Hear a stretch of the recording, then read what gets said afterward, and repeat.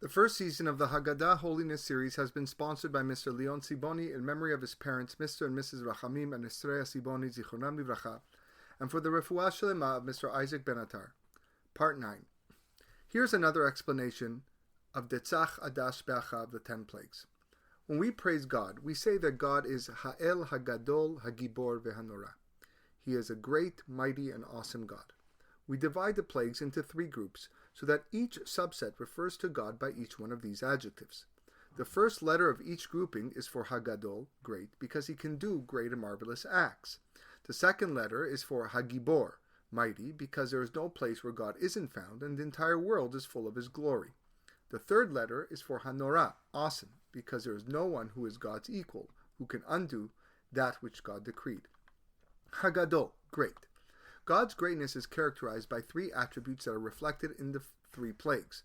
First, God can perform great and wonderful deeds. Second, there is no place from which God is absent, and even the smallest items can reflect his presence. And third, there is no one or no being that can prevent God's decrees. 1, 4, and 6 is great. Blood, number 1. The fact that God can turn plain water into blood is a reflection of his greatness. 4, mixed animals. The fact that God could separate the land of Goshen from the rest of Egypt is a sign that God is present in the land. Hail, plague 7.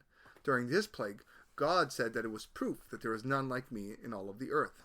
Therefore, this plague was a sign that none could prevent God's decree. The next 3 represent Hagibor, mighty. The second letter in the 3 mnemonics symbolized the fact that God is mighty. The word Gibor means mighty, but also a warrior. Gibor is someone who knows how to use all types of weapons in battle, because if he can only use one type, he might be forced to use an unfamiliar weapon. Still, he succeeds. He also knows how to create military strategy and to plan an attack. So 2, 5, and 8 represent mighty, Gibor. Number 2 is frogs. God showed himself to be a Gibor because he could fight a battle with something as insignificant as a bunch of frogs. Pestilence, number 5. God was able to prove that he was capable of subduing his enemies and killing them. And 8, locusts. The locust was like a great army which God organized to attack the Egyptians. Lastly, Hanora, awesome.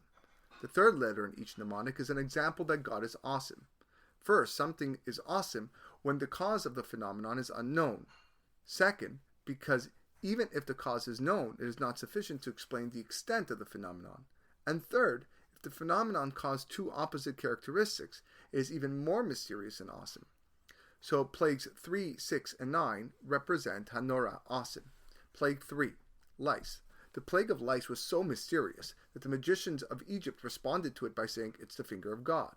While they were able to replicate the earlier plagues, they didn't know the cause of this one. Plague 6 is boils. This plague took place by taking some ash from an oven and throwing it into the sky. But how does one explain how a bit of ash could have such a devastating effect upon all of Egypt? And lastly, darkness, plague 9.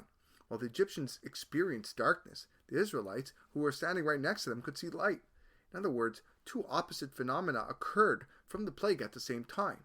As a result, the Israelites were able to enter the homes of the Egyptians and see, while the Egyptians were blinded by the darkness. And lastly, the death of the firstborn. This plague contained all 3 characteristics. It was great, it was mighty, and it was awesome. God's greatness was reflected in the fact that God could distinguish between those who were born a firstborn and those who weren't. Second, God could even distinguish between Egyptians who hid out in Israelite homes during the 10th plague and the Israelites.